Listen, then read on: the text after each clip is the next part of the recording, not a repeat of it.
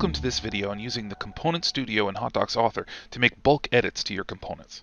It may be helpful to watch the video on basic navigation of the Component Studio before watching this video. To select multiple components, you can use your Shift and Control keys to multi-select components. If you click on a component and hold the Shift key and then click another component, all components between those two will be selected. Or you can also hold the Control key on your keyboard and individually select additional components. When you have selected multiple components, their collective available properties will be displayed on the right. You can edit common settings of multiple components by modifying the settings as appropriate.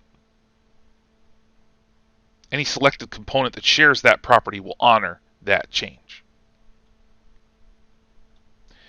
You can copy components by right-clicking on a selected component or set of components and clicking Copy. This will add them to your clipboard.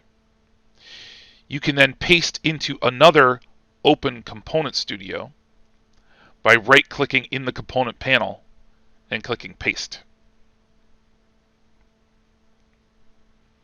I hope this video about bulk editing components has been helpful to you.